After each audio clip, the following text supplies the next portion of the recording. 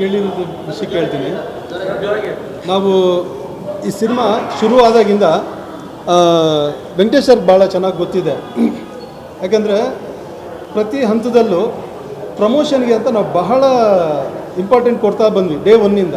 ಈ ಸಿನಿಮಾಗೆ ಏನೇ ಒಂದು ವಿಷಯ ಮಾಡಿದ್ರು ಅದನ್ನು ವಿಶೇಷವಾಗಿ ಮಾಡೋಣ, ವಿಶೇಷವಾಗಿ ಜನರಿಗೆ ತಲುಪಿಸೋಣ ಅಂತ ಹೇಳಿ ನಾವು ಒಂದೊಂದನ್ನು ಕೂಡ ಬೇರೆ ರೀತಿಯಲ್ಲೇ ಯೋಚನೆ ಮಾಡ್ತಾ ಬಂದ್ವಿ. ಒಂದು ಸಾಂಗ್ ರಿಲೀಸ್ ಮಾಡಿದ್ರು, ಒಂದು ಟ್ರೈಲರ್ ರಿಲೀಸ್ ಮಾಡಿದ್ರು, ಅದು ಏನೇ ಒಂದು ಜನರ ಮುಂದೆ ತರಬೇಕಂದ್ರೂ ನಾವು ನಿಮ್ಮ ಮುಂದೆ ಬರುವಾಗ ಒಂದು ವಿಶೇಷವಾದಂಥ ಯೋಚನೆ ಮಾಡಿ ಬರ್ತಾಯಿದ್ವಿ. ಆ ಪ್ರಮೋಷನ್ ಆ್ಯಕ್ಟಿವಿಟೀಸಲ್ಲೆಲ್ಲ ನಮಗೆ ವೆಂಕಟೇಶ್ ಸರ್ ಸಪೋರ್ಟ್ ಮಾಡಿದ್ದಾರೆ. ಅವತ್ತು ಯಾವುದು ನಾವು ಗಿಮಿಕ್ಸ್ ಏನು ಮಾಡಲಿಲ್ವಲ್ಲ. ನಮಗೆ ಗಿಮಿಕ್ಸ್ ಮಾಡಬೇಕಂದ್ರೆ ನಾವು ಡೇ ಒನ್ನಿಂದ ಮಾಡ್ಕೊಂಬರ್ತಿದ್ವಿ. ಅದರ ಅವಶ್ಯಕತೆ ನಮಗಿರಲಿಲ್ಲ. ತಲೆಯಲ್ಲಿ ಬುದ್ಧಿ ಇದೆ, ಹೊಸ ರೀತಿ ಯೋಚನೆ ಮಾಡೋ ಶಕ್ತಿ ದೇವ್ರು ಕೊಟ್ಟಿದ್ದಾನೆ. ಅದ್ರ ಮೂಲಕ ನಾವೇನಾದರೂ ವಿಶೇಷವಾಗಿ ಬರ್ತೀವಿ ಹೊರತು ಈ ಥರ ಯಾವುದೋ ಈ ಥರ ವೈರಲ್ ಆಗುವಂಥ ಬೇರೆ ಯಾವುದೋ ಚೀಪ್ ಕ್ಯಾಟಗರಿ ಆ ಥರ ಥಾಟ್ಸ್ ನಮ್ಗೆ ಯಾವತ್ತೂ ಬಂದೂ ಇಲ್ಲ, ಬರೋದೂ ಇಲ್ಲ.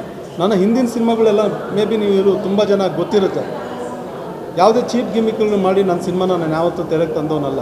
ಒಂದು ಸಿನಿಮಾಗೆ ಏನು ಪ್ರಮೋಷನ್ ಮಾಡಬೇಕೋ ಆ ರೀತಿಯ ಒಂದು ನೀಟ್ ಪ್ರಮೋಷನಲ್ಲೇ ನಾನು ಬಂದಿರ್ತೀನಿ. ಇದರಲ್ಲಿ ಬ್ಯಾಡ್ ಲಕ್, ನಮ್ಮ ಬ್ಯಾಡ್ ಲಕ್ ಅನ್ಕೋಬೇಕಿದ್ದೀನಿ. ಸೊ ಈ ಥರದ್ದು ಒಂದು ಇನ್ಸಿಡೆಂಟ್ ನಡೆದಿದೆ. ಅದನ್ನು ನಮ್ಮ ಗಿಮ್ಮಿಕ್ಕು ಅಂತ ಅನ್ಕೊತಿದ್ರೆ ಅದು ಅವರ ಇದಿಗೆ ಬಿಟ್ಟಿದ್ದು. ಅದು ಆ ಥರ ಯೋಚನೆಗಳು ನಮ್ಮಲ್ಲಿ ಯಾರಿಗೂ ಇಲ್ಲ.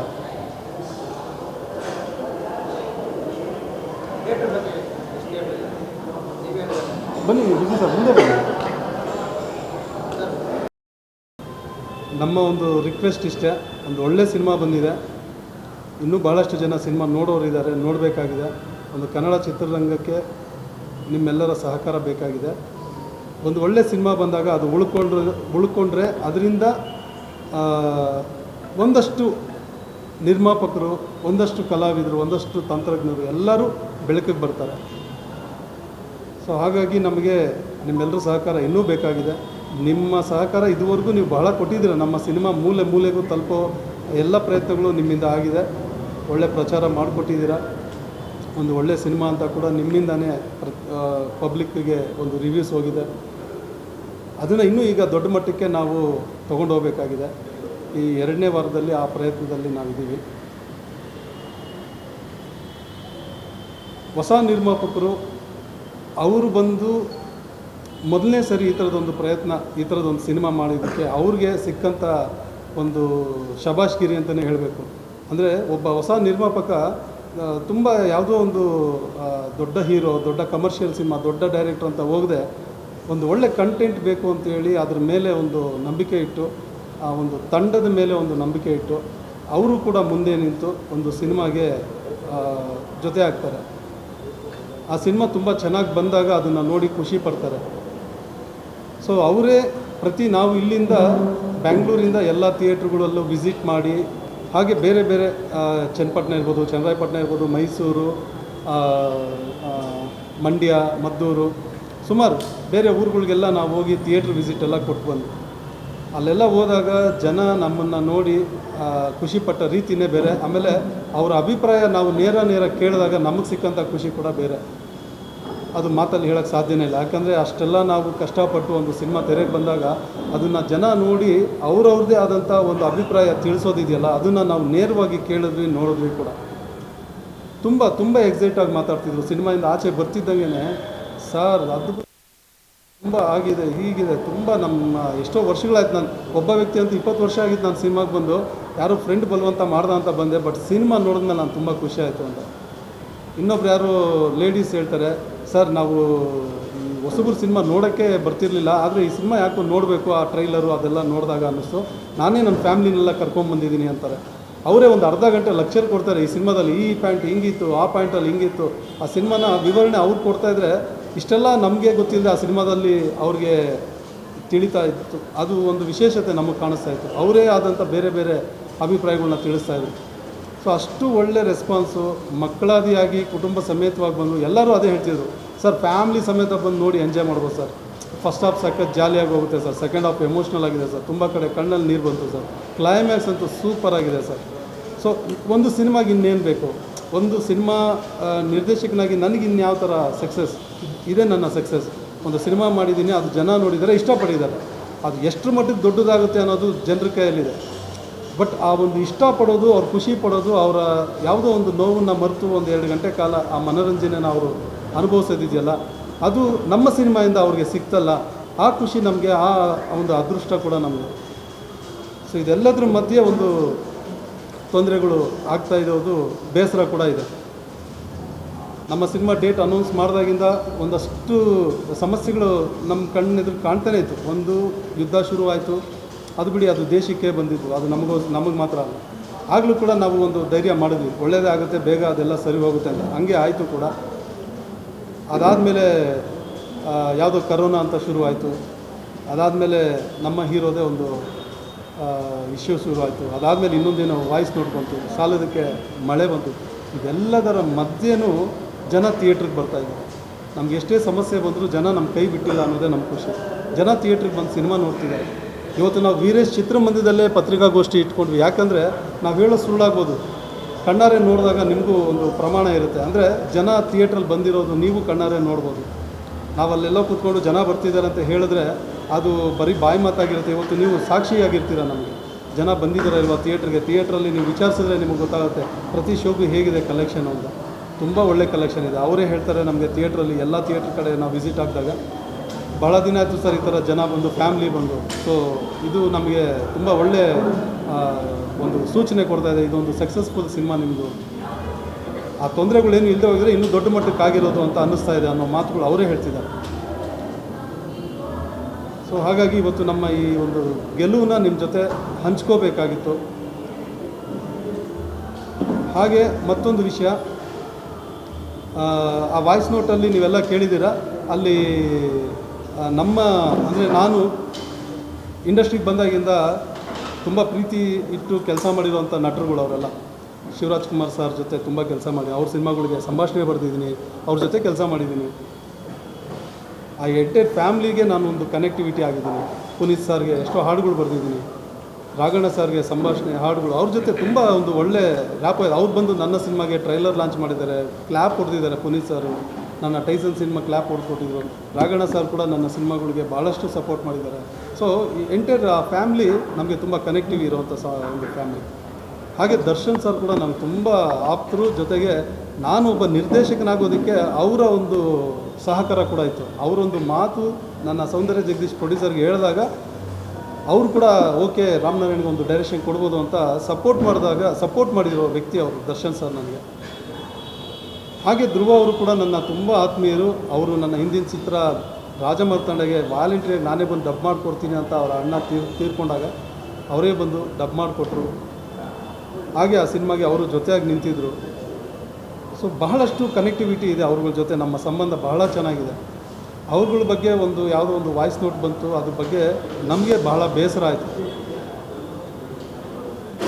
ಆ ಬೇಸರದ ಜೊತೆಯಲ್ಲಿ ನಾವು ಏನು ಮಾಡೋ ಪರಿಸ್ಥಿತಿಯಲ್ಲಿದ್ವಿ. ಆವಾಗ ನಾವು ನಮ್ಮ ಸಿನಿಮಾ ರಿಲೀಸಲ್ಲಿದೆ, ನಾವು ಸಿನಿಮಾ ರಿಲೀಸ್ ಬಗ್ಗೆ ಕಾಳಜಿ ತೊಗೋಬೇಕಾ, ಇಲ್ಲ ಯಾವುದೋ ಒಂದು ಇಶ್ಯೂ ಬಂದಿದ್ದ ತಕ್ಷಣ ಆ ಸಮಸ್ಯೆನ ನಾವು ನೋಡ್ಕೊಂಡು ಹೋಗ್ಬೇಕಾ, ನಮಗೆ ಗೊತ್ತಾಗಲಿಲ್ಲ. ನಿರ್ಮಾಪಕರು ಹೊಸಬ್ರು, ಅವ್ರಿಗೂ ಇಂಥ ಒಂದು ಸಮಸ್ಯೆಗಳು, ಈ ಥರದೊಂದು ಪರಿಸ್ಥಿತಿ ಅವರು ಯಾವತ್ತೂ ಇದನ್ನು ಕನಸಲ್ಲೂ ಅಂದ್ಕೊಂಡಿರಲಿಲ್ಲ. ಅವರು ತುಂಬ ಒಂದು ಪಾಸಿಟಿವ್ ಮೈಂಡ್ಸೆಟ್ಟಲ್ಲಿ ದಿನ ಬೆಳಗಾದರೆ ಒಂದು ದೇವರು ನಂಬಿಕೆ, ಭಕ್ತಿ, ಒಂದು ಸಾತ್ವಿಕ ಭಾವನೆ ಇಟ್ಕೊಂಡೇ ಪ್ರತಿಯೊಂದು ಹಂತದಲ್ಲೂ ಅವರು ಕೆಲಸ ಮಾಡ್ತಾ ಬಂದರು. ಸಿನಿಮಾ ಒಳ್ಳೆ ರೀತಿಯಲ್ಲಿ ಆಗಬೇಕು. ಯಾರಾದರೂ ಒಂದು ಕೆಟ್ಟ ಪದ ಬಳಸ್ತಾ ಇದ್ರು ಕೂಡ ನಮ್ಮ ಮುಂದೆ ಇದೆಲ್ಲ ಮಾತಾಡಬೇಡಪ್ಪ, ನೀನು ದೂರ ಇರು ಅಂತ ಹೇಳ್ತಿದ್ರು. ಅಂದರೆ ಅವ್ರ ಸುತ್ತ ಯಾವತ್ತೂ ಒಂದು ಪಾಸಿಟಿವ್ ವೈಬ್ನ ಅವ್ರು ಇಷ್ಟಪಡ್ತಿದ್ರು. ಆ ಥರ ಒಬ್ಬ ವ್ಯಕ್ತಿ ಸಡನ್ನಾಗಿ ಆ ಥರದ್ದೊಂದು ನ್ಯೂಸ್ ಬಂದಾಗ ನಮಗೆಲ್ಲ ಏನು ಮಾಡಬೇಕು ದಿಕ್ಕು ತೋರಿಸಲಿಲ್ಲ. ಆದರೂ ಧೈರ್ಯವಾಗಿ ನಾವು ನಿಂತ್ಕೊಂಡ್ವಿ. ನಮ್ಮ ಸಿನಿಮಾನ ನಾವು ಉಳಿಸ್ಕೊಳ್ಳೇಬೇಕು. ಒಳ್ಳೆ ಸಿನಿಮಾ ಮಾಡಿದ್ದೀವಿ. ಯಾರೋ ಒಬ್ಬರು ಮಾಡೋ ತಪ್ಪಿಗೆ ನಮ್ಮ ತಂಡದಲ್ಲಿ ಭಾಳಷ್ಟು ಜನ ಇದ್ದಾರೆ. ನಿರ್ಮಾಪಕರು ನಾನು ಇಬ್ಬರೇ ಅಲ್ಲ, ಸೀನಿಯರ್ ನಟರು ನಮ್ಮ ಉಮೇಶ್ ಅಣ್ಣ ಇರ್ತಾರೆ, ನಮ್ಮ ಹೊಸ ನಟರು ಸೀನುಬಾ ಇದ್ದಾರೆ, ನಮ್ಮ ಹೀರೋಯಿನ್ನು ಮೌನ ಗುಡ್ಡೆಮನೆ, ಅವರ ಫಸ್ಟ್ ಮೂವಿ ಇದು. ಅವ್ರಿಗೂ ಕೂಡ ಬಹಳ ನೋವಾಯಿತು. ನನ್ನ ಫಸ್ಟ್ ಸಿನಿಮಾ, ಸೊ ತುಂಬ ಚೆನ್ನಾಗಿ ಬಂದಿದೆ, ಬಟ್ ಎಲ್ಲೋ ಒಂದು ಕಡೆ ತೊಂದರೆನೂ ಆಗ್ತಿದೆ. ಅವ್ರಿಗೆಲ್ಲ ತುಂಬ ಬೇಜಾರು, ಒಂದು ಕಡೆ ನೋವು, ಯಾಕೆ ಹಿಂಗಾಗ್ಬಿಡ್ತು. ಈ ಥರ ಯಾವ ಸಿನಿಮಾ ನನ್ನ ಕೆರಿಯರಲ್ಲಿ ನಾನು ಕಂಡಿದ್ದೂ ಇಲ್ಲ, ಕೇಳಿದ್ದೂ ಇಲ್ಲ. ಒಂದು ಸಿನಿಮಾ ರಿಲೀಸ್ ಆಗೋ ಮೂಮೆಂಟಲ್ಲಿ ಬೇರೆ ಏನೇನೋ ತಡೆಗಳು ಬರ್ತವೆ, ಬಟ್ ನಮ್ಮ ಸಿನಿಮಾಗೆ ಈ ಥರದ್ದೊಂದು ಕೆಲವು ಸಿನಿಮಾಗಳು ಚೆನ್ನಾಗೇ ಇರಲ್ಲ. ಅಯ್ಯೋ ಬಿಡು ಅದೇನು ಚೆನ್ನಾಗೇ ಇಲ್ಲ ಅಂತ ಅಂದ್ಕೊಂಡು ನಾವು ಏನೇ ಇಶ್ಯೂಸ್ ಬಂದರೂ ಕೂಡ. ಬಟ್ ಈ ಸಿನಿಮಾಗೆ ರಿಪೋರ್ಟ್ ತುಂಬ ಚೆನ್ನಾಗಿ ಬಂತು, ಪ್ರತಿಯೊಬ್ಬರು ಚೆನ್ನಾಗಿ ಕೆಲಸ ಮಾಡಿದ್ದಾರೆ ಅಂತ ಹೊಗಳ್ತಾವ್ರೆ ಜನ. ಸೊ ಪ್ರತಿಯೊಬ್ಬರು ಇದರಲ್ಲಿ ಪಾಲುದಾರರಿದ್ದಾರೆ. ಇವ್ರುಗಳಿಗೆಲ್ಲ ಈ ಸಿನಿಮಾ ಸಕ್ಸಸ್ ಅವಶ್ಯಕತೆ ಇದೆ. ಪ್ರೊಡ್ಯೂಸರ್ಗೆ ದುಡ್ಡು ಬರುತ್ತೆ, ನಮಗೆ ಹೆಸರು ಬರುತ್ತೆ, ನಮ್ಮ ಕೆರಿಯರ್ ಮುಂದೆ ಹೋಗುತ್ತೆ.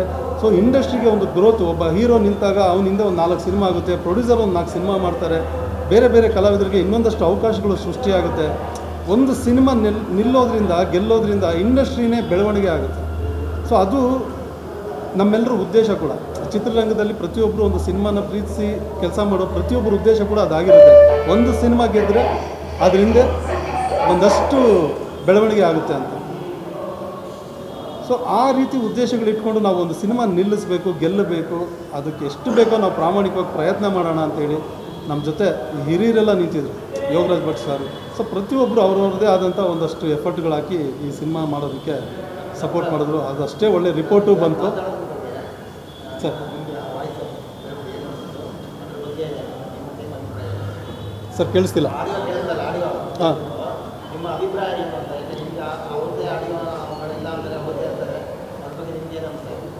ಸರ್, ಈಗ ಧ್ವನಿ ಕೇಳಿದಾಗ ಮನುದು ಅಂತ ನಮಗೂ ಅನಿಸ್ತಾ ಇದೆ. ಆದರೆ ನನ್ನ ಪರ್ಸ್ನಲ್ ಒಂದು ಅನುಮಾನ ಇದೆ. ಏನಂದರೆ ಅವನು ಯಾವತ್ತೂ ಡ್ರಿಂಕ್ ಮಾಡಿದ್ದು ನಮ್ಮ ಮುಂದೆ ನಾವು ನೋಡಿಲ್ಲ. ಯಾಕಂದರೆ ಅವನು 6 ಪ್ಯಾಕ್ ಮಾಡಬೇಕು ಸರ್, ನಾನು ಜಿಮ್ ಮಾಡಬೇಕು ಸರ್, ಯಾವಾಗ ಒಂದು ಕೂಲ್ ಡ್ರಿಂಕ್ಸ್ ಕುಡಿ ಅಂದರೂ ಕೂಡ ಕುಡಿತಾ ಇರಲಿಲ್ಲ. ಜಿಮ್ ಮಾಡ್ತಿದ್ದೀನಿ, ನಾನು ಎಕ್ಸಸೈಸ್ ಮಾಡ್ತಾಯಿದ್ದೀನಿ, ನನಗೆ ಫೈಟಲ್ಲಿ ಚೆನ್ನಾಗಿ ಕಾಣಬೇಕು, ಸ್ಕ್ರೀನಲ್ಲಿ ಚೆನ್ನಾಗಿ ಕಾಣಬೇಕು ಅಂತೇಳಿ ಅವನು ಒಂದು ಶುಗರ್ ಕೂಡ ತೊಗೊಳ್ತಾ ಇರಲಿಲ್ಲ. ಯಾವುದಾದ್ರು ಕಾಫಿ ಟೀ ಕುಡಿ ಅಂದರೆ ಶುಗರ್ ಇರುತ್ತೆ ಬೇಡ ಅಂತ. ಈ ಥರ ಒಬ್ಬ ಅವನು ಎಣ್ಣೆ ಹೊಡೆದಿದ್ದಾನೆ ಅಂದಾಗ ನನಗೆ ಅದೊಂದು ಸ್ವಲ್ಪ ಅನುಮಾನ ಬಂತು. ಬಟ್ ವಾಯ್ಸ್ ಕೇಳಿದಾಗ ಅವನದೇ ಅಂತ ಕೂಡ ಅನ್ನಿಸ್ತಾ ಇದೆ. ಅದೊಂದು ನನಗಿನ್ನೂ ಕ್ಲಾರಿಟಿ ಸಿಕ್ಕಿಲ್ಲ ಸರ್.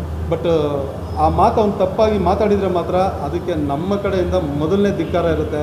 ಅವನದೇ ಅದು ವಾಯ್ಸ್ ಅಂತ ಕನ್ಫರ್ಮ್ ಆಗಿದ್ದರೆ ಮಾತ್ರ ಅವನ್ನ ನಾವು ಯಾವತ್ತೂ ನಾವು ಕ್ಷಮಿಸೋದಿಲ್ಲ. ಅದು ಏನು ಇನ್ವೆಸ್ಟಿಗೇಷನ್ ನಡೀತಿದೆಯೋ ಅದರಲ್ಲಿ ಏನೇನು ರಿಪೋರ್ಟ್ಸ್ ಬರುತ್ತೋ ಅದಕ್ಕೆ ನಾನು ಇವಾಗ ಉತ್ತರ ಕೊಡೋದು ತಪ್ಪಾಗುತ್ತೆ. ಬಟ್ ನನಗೆ ಪರ್ಸ್ನಲಾಗಿ ಅನಿಸಿದ್ದು ಆ ಥರ ಅನ್ನಿಸ್ತು. ಅವನು ಯಾವತ್ತೂ ಕುಡಿತಾ ಇರಲಿಲ್ವಲ್ಲ, ಅದು ಹೆಂಗೆ ಅವತ್ತು ಕುಡಿದಿರೋ ನೋಟ್ ಬಂತ ನನಗೆ ಗೊತ್ತಿಲ್ಲ. ಸೊ ಅದೇನೇನು ನಡೆದಿದೆ ಅದ್ರ ಹಿಂದೆಗಡೆ ನಮಗೆ ಆ ಕಥೆಗಳು ಗೊತ್ತಿಲ್ಲ.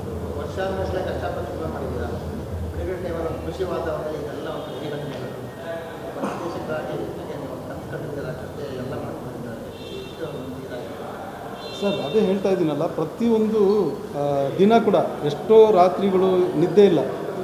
ನಿರ್ಮಾಪಕರಿಗೂ ಅಷ್ಟೇ, ನಮಗೂ ಅಷ್ಟೇ. ಅಂದರೆ ಒಂದು ಸಿನಿಮಾನ ತೆರೆಗೆ ತರಬೇಕು ಅನ್ನೋ ಇದರಲ್ಲಿ ನಾವು ಆ ಮಾತುಗಳು, ನಾವು ಬೆಳವಣಿಗೆ ಏನು ನೆಕ್ಸ್ಟ್ ಲೆವೆಲ್ ಏನು ಮಾಡಬೇಕು ಅಂತ ಹೇಳಿ, ಆಮೇಲೆ ಪ್ರತಿಯೊಂದು ಸಣ್ಣ ಸಣ್ಣ ಅಂದರೆ ಒಂದೊಂದು ಸಣ್ಣ ಸೀನು ಕೂಡ ನಿರ್ಮಾಪಕರು ಬಂದು ನೋಡೋರು, ನನಗೆ ಇಲ್ಲೆಲ್ಲ ಒಂದು ಸ್ವಲ್ಪ ಇನ್ನೊಂದು ಬೆಟರ್ ಬೇಕಂತ ಕೇಳೋರು, ಅದನ್ನು ನಾವು ಮತ್ತೆ ಇಂಪ್ರೂವ್ಮೆಂಟ್ ಮಾಡ್ತಾಯಿದ್ವಿ. ಸೊ ಈ ಥರ ಒಂದೊಂದು ಸೀನು, ಒಂದೊಂದು ಡೈಲಾಗು, ಪ್ರತಿ ವಿಷಯ ಕೂಡ ನಾವು ಅದ್ರ ಬಗ್ಗೆನೇ ಯಾವತ್ತೂ ಯೋಚನೆ ಮಾಡ್ತಾಯಿದ್ವಿ, ಅದ್ರ ಬಗ್ಗೆನೇ ಮಾತಾಡ್ತಾಯಿದ್ವಿ. ಇನ್ನೇನು ಬೇರೆ ನಮಗೆ ಅಲ್ಲಿ ಇರಲಿಲ್ಲ.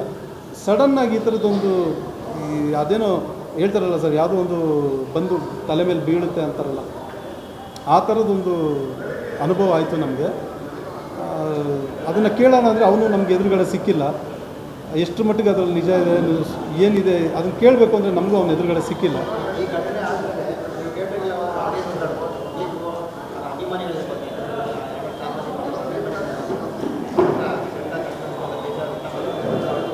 ಯಾರ ಅಭಿಮಾನಿಗಳು ಸರ್? ಸರ್ ಅದು ಇಲ್ಲ ಸರ್, ನಮಗೆ ನಾನು ಅವ್ರಿಗೆಲ್ಲ ಒಂದು ತುಂಬ ಥ್ಯಾಂಕ್ಸ್ ಹೇಳಬೇಕು. ಆ್ಯಕ್ಚುಲಿ ಇವತ್ತು ಈ ಮುಖೇನ ಅವ್ರಿಗೆಲ್ಲ ಒಂದು ದೊಡ್ಡ ಥ್ಯಾಂಕ್ಸ್, ನಮ್ಮ ಶಿವಣ್ಣ ಅವ್ರ ಅಭಿಮಾನಿಗಳಿಗೆ, ದರ್ಶನ್ ಸರ್ ಅಭಿಮಾನಿಗಳಿಗೆ, ಮತ್ತು ಧ್ರುವ ಸರ್ ಅಭಿಮಾನಿಗಳಿಗೆ. ಸೊ ಯಾರೂ ನಮಗೇನು ತೊಂದರೆ ಕೊಟ್ಟಿಲ್ಲ ಸರ್. ಅವ್ನು ಮಾತಾಡಿದ್ದಾನೆ, ಅವ್ನು ಬಂದಮೇಲೆ ಅವ್ನಿಗೇನು ಪನಿಷ್ಮೆಂಟ್ ಮಾಡೋಣ ಅನ್ನೋ ಮಾತುಗಳಿದೆ ಬಿಟ್ಟರೆ ನಮ್ಮ ಸಿನಿಮಾಗೆ ಯಾರೂ ತೊಂದರೆ ಕೊಟ್ಟಿಲ್ಲ. ಸೊ ನಾವು ಶಿವಣ್ಣ ಅವ್ರನ್ನ, ದರ್ಶನ್ ಸರ್ನ ಮತ್ತು ಧ್ರುವ ಅವ್ರನ್ನ ಭೇಟಿ ಆಗಬೇಕು ಅಂತ ಬಹಳ ಒಂದು ಪ್ರಯತ್ನ ಮಾಡ್ತಾಯಿದ್ವಿ. ಬಟ್ ಅವರು ಬ್ಯುಸಿ ಶೆಡ್ಯೂಲ್ ಇರೋದ್ರಿಂದ ಅವರು ನಮಗೆ ಇನ್ನೂ ಭೇಟಿ ಆಗೋಕ್ಕಾಗಿಲ್ಲ. ಸೊ ನಾವು ಈ ಮುಖಾಂತರ ಅವ್ರ ಸಪೋರ್ಟ್ನ ನಾವು ಬಯಸ್ತಾ ಇದ್ದೀವಿ ಸರ್. ನಮ್ಮ ಈ ಚಿತ್ರಕ್ಕೆ ಅವ್ರದ್ದೊಂದು ಸಪೋರ್ಟ್ ಬೇಕಿದೆ, ಅವ್ರ ಅಭಿಮಾನಿಗಳ ಸಪೋರ್ಟ್ ಕೂಡ ಬೇಕಾಗಿದೆ. ಸೊ ಅವ್ರುಗಳು ನಮ್ಮ ಜೊತೆಗೆ ನಿಲ್ಲಬೇಕು ಅಂತ ನಾನು ಕೇಳ್ಕೊತೀನಿ. ಯಾಕೆಂದರೆ ಗೊತ್ತಿಲ್ಲ, ನಮ್ಮ ಸಿನಿಮಾದ ಒಬ್ಬ ಏನೊಂದು ಲೀಡ್ ರೋಲಲ್ಲಿ ಇದ್ದಾನೆ ಮನು, ಅವನು ಮಾತಾಡಿರೋ ಮಾತುಗಳಿಂದ ಒಬ್ಬ ನಿರ್ಮಾಪಕರಿಗೆ ತೊಂದರೆ ಆಗಬಾರ್ದು ಸರ್. ಅವರು ಹೊಸ ನಿರ್ಮಾಪಕರು, ಚಿತ್ರರಂಗಕ್ಕೆ ಅವ್ರು ಬಂದಿರೋದೇ ಒಳ್ಳೆ ಸಿನಿಮಾಗಳು ಕೊಡಬೇಕು ಅಂತ. ನೀವು ಡೇ ಒನ್ನಿಂದ ನೀವು ನೋಡಿರ್ತೀರ, ನಾವು ಕರೆದಿರೋ ಎಲ್ಲ ಪತ್ರಿಕಾಗೋಷ್ಠಿಯಲ್ಲೂ ಕೂಡ ಅವ್ರ ಮಾತಿನ ಒಂದು ಸೌಜನ್ಯ ಅಬ್ಸರ್ವ್ ಮಾಡಿರ್ತೀರ, ಅವರ ಒಂದು ದಾಟಿನ ನೀವು ಗಮನಿಸಿರ್ತೀರ. ಯಾವತ್ತೂ ಅವರು ಯಾವುದೇ ವಿಷಯಗಳಿಗೆ ಉದ್ರೇಕವಾಗಿ ಇಲ್ಲ ಯಾವುದೋ ವಿಷಯಕ್ಕೆ ಅವರು ಬೇರೆ ಥರ ಸ್ಟೇಟ್ಮೆಂಟ್ ಕೊಡೋದಾಗಲಿ, ತುಂಬ ಎಕ್ಸೈಟ್ಮೆಂಟ್ ಆಗಿ ಏನೇನೋ ಮಾತಾಡೋದಾಗಲಿ ಯಾವುದೂ ಇಲ್ಲ ಇದುವರೆಗೂ. ಅವ್ರೇನಿದೆ ಅವ್ರದ್ದು ನೇರ ನುಡಿ, ಅವ್ರಿಗೇನು ಅನಿಸುತ್ತೆ ಅದನ್ನು ನೇರವಾಗಿ ಹೇಳ್ತಿರ್ತಾರೆ. ಅವ್ರಿಗೇನು ಅದು ಒಳ್ಳೇದು ಅನಿಸುತ್ತೋ ಅದನ್ನೇ ಮಾಡ್ತಿರ್ತಾರೆ. ಸೊ ಕೆಟ್ಟ ಜನ ಅಂದಾಗ ಸ್ವಲ್ಪ ಅದನ್ನು ದೂರನೇ ಇಟ್ಕೊಂಡು ಬಂದಿದ್ದಾರೆ ಅವರು. ಸೊ ಅವರಿಂದ ಸ್ವಲ್ಪ ದುಡ್ಡು ಲಾಸ್ ಆದರೂ ಪರವಾಗಿಲ್ಲ, ಅಂಥ ವ್ಯಕ್ತಿಗಳು ನಮಗೆ ಬೇಡ ಅನ್ನೋ ಥರನೇ ಒಂದಷ್ಟು ಘಟನೆಗಳು ನಡೆದಿದೆ. ಸಾಮಾನ್ಯವಾಗಿ ಸಿನಿಮಾದಲ್ಲಿ ಒಂದಷ್ಟು ನಡೆಯುತ್ತೆ ಅದು. ಸೊ ಈ ಥರ ಒಂದಷ್ಟು ನಿರ್ಮಾಪಕರ ಒಂದು ಅಭಿರುಚಿ ಇರುವಂಥ ಒಬ್ಬ ನಿರ್ಮಾಪಕರು ಸರ್, ಅವ್ರಿಗೆ ಈ ಥರ ಆಗಬಾರ್ದಾಗಿತ್ತು ಅನ್ನೋದು ನನ್ನ ಒಂದು ಬಹಳ ನೋವಿನ ಒಂದು ವೈಯಕ್ತಿಕವಾದಂಥ ನನ್ನ ಒಂದು ಸ್ಟೇಟ್ಮೆಂಟ್ ಸರ್. ಅದ್ರ ಬಗ್ಗೆ ನಮ್ಮ ಡಿಸ್ಟ್ರಿಬ್ಯೂಟರ್ ಇದ್ದಾರೆ, ಅವರು ಡೀಟೇಲ್ಸ್ ಕೊಡ್ತಾರೆ ಮೇಡಮ್.